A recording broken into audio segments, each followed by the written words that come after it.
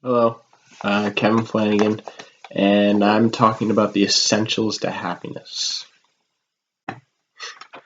So about 5 or 6 years ago, my aunt was diagnosed with stage 2 breast cancer. This was kind of a tough time for my family because we're very family oriented, and our favorite aunt was diagnosed with cancer. So it was kind of tough for us. Um, we visited her in the Stanford Hospital where she was getting her chemotherapy done.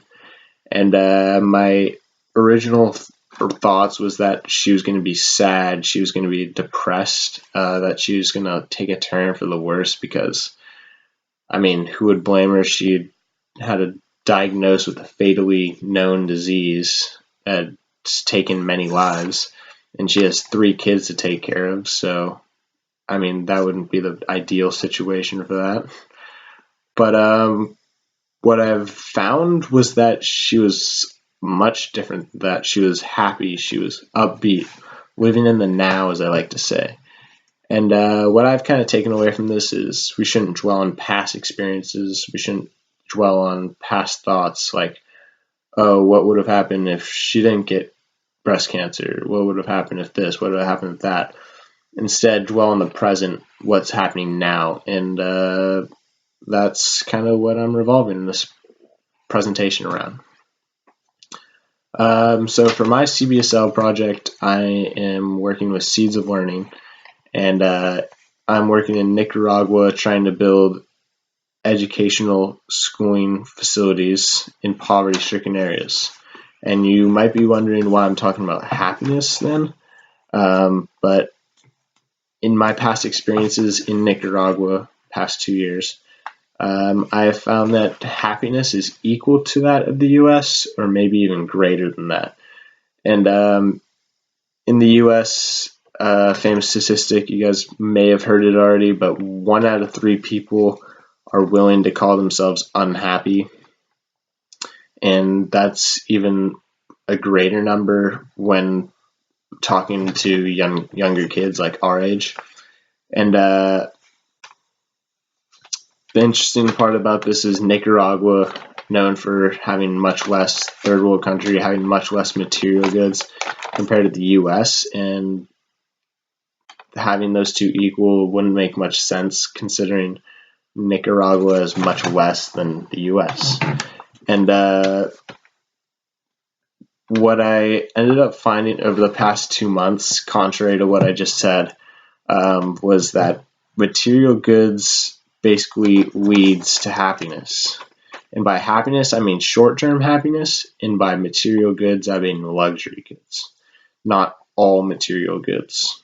In actuality, we essentially need material goods to make ourselves happy, and we can't live without the basics often.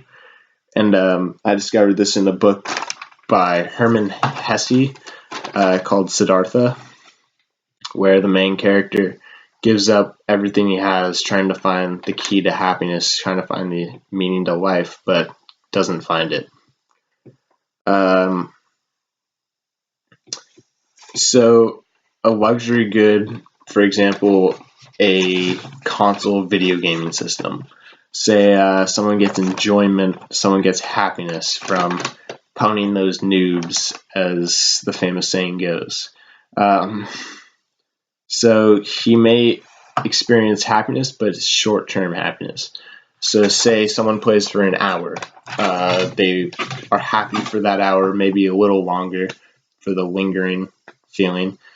But afterwards, you kind of find yourself thinking about the game, not thinking about what you are doing at that moment. And you find yourself unsatisfied because you're no longer playing the game. So not living in the moment essentially leads to unhappiness. And if you begin to focus on what's at hand, what's in the present, you are more happy. A really interesting study by Matt Killingsworth, shows this. And it kind of started me off in the original path of this topic. He created a question-based app that basically accessed the minds of 15,000 people. And the app worked kind of like this. At any point during the day, 3 questions simultaneously asked were given. And the questions were, how do you feel? What are you doing? And are you thinking about something other than what you are currently doing? And that last question was what most of the emphasis was on, because that's what he was conducting his study off of. And from 15,000 people, 650,000 results came in. And he concluded with one important statistic that 30% of the time we spend thinking about other things than what we are currently doing. Even if they're happy things, then Killingsworth found that you're still slightly less happy than what you would be if you're focused on the task at hand. And this could be sitting in your cubicle at work thinking about dinner tonight, thinking about some girl you're trying to impress. It can be anything, but if you're not focused on the task at hand, you find yourself to be less happy. And this doesn't necessarily say that all of this correlates, or it does correlate, but it doesn't necessarily say that that happiness is essentially the cause of living in the present, because it kind of just shows that the two are correlated, but mind wandering could cause unhappiness, and unhappiness could also cause mind wandering. So in order to discover whether this is true or not, he dove deeper into the data and found that when mind wandering occurred now and unhappiness occurred later, it was much more common than when unhappiness occurred now and then when mind wandering occurred later. These points are kind of important points made by Killingsworth. I've always found quotes along the lines of live in the present and don't dwell on the past. I've found them, I've heard them, but I never really took much notice of them. But until now, I'm starting to actually notice these a lot more and appreciate them. So like my aunt, when she was battling cancer, you shouldn't think about what could be, what could have been if she didn't have cancer, but instead think about what you have now or what you're given. An interesting quote by a man named James Oppenheim says, "The foolish man seeks happiness in the distance. The wise man grows it under his feet." Now, that I found that really interesting, and with the foolish man seeks happiness in the distance, that's kind of showing that he seeks happiness in the past. He seeks happiness other than the present. And the wise man grows it under his feet right where he is, right in the present. So those two that shows that if you're living in the present, you can find happiness. In conclusion, I've found that we cannot let our minds wander. If we truly seek happiness, we should not deprive ourselves of a basic lifestyle.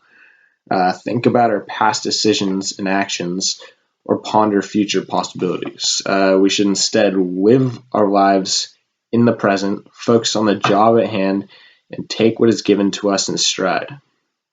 I hope that one day I can be as brave and optimistic as my aunt was when she was going through those tough times. And I hope that one day I can achieve the level of happiness that I desire. Thanks.